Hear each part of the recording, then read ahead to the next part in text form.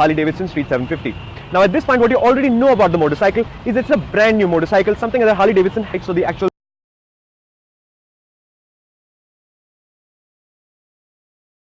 reading will be a little bit lower, but it does max out the speed up properly if you find the space. What I also like about the motorcycle is the ride quality. Now typically Harley-Davidson more or less causes the roads to disappear, the irregularities to disappear by the sheer weight and mass of the motorcycle. This thing is about trying to do that.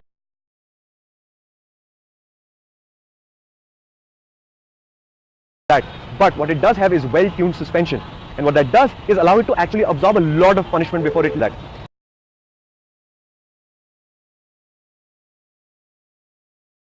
The other thing you should remember is this platform is a taller platform. There's a better ground clearance than the usual Harley-Davidson. The unintended benefit cornering clearance. So it is a relatively long wheelbase, but the front end isn't raked out, so it's not very slow to turn, and it's pretty agile. In the city,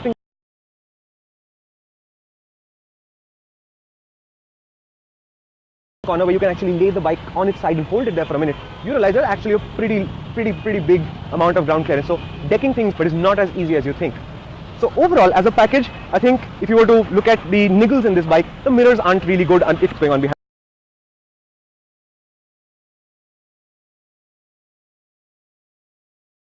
you. There isn't a day flash switch here, which I miss when you're riding, although like all international Harley-Davidson, there is no headlight off switch, so the headlight's actually all example, and I would like to have a little more feel from these brakes. But outside of those niggles, 4.1 lakh rupees ex-showroom Delhi is actually, I think Harley-Davidson have got a very good things on their hands now. The decision that remains to be seen is, will the Street 500 come to India? And of course, that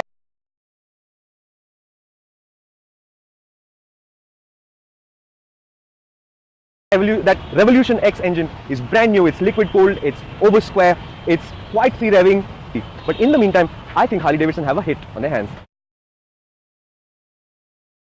MRF, this is of course manufactured in India, so there is a lot of Indian stuff here. So the metal tank, the fenders, it's all made in India.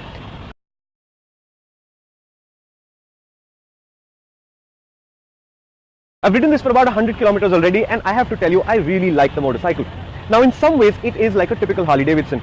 So for the V-Rod sound, so it's not as potato as an air-cooled V-twin would be. Honest, it's not. But it is like a V-Rod. So there's a little bit of a whine revs there.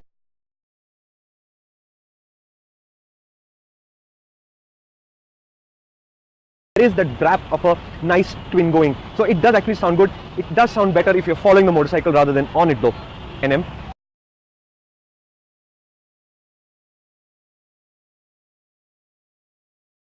At 4,000, but right from the word go, right from idle, it's a pretty talky machine, and it gets to its red line, which is about 8,500. That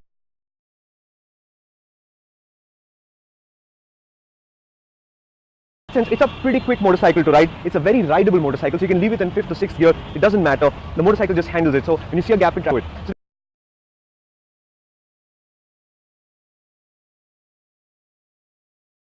that's one of the things you really like about the motorcycle.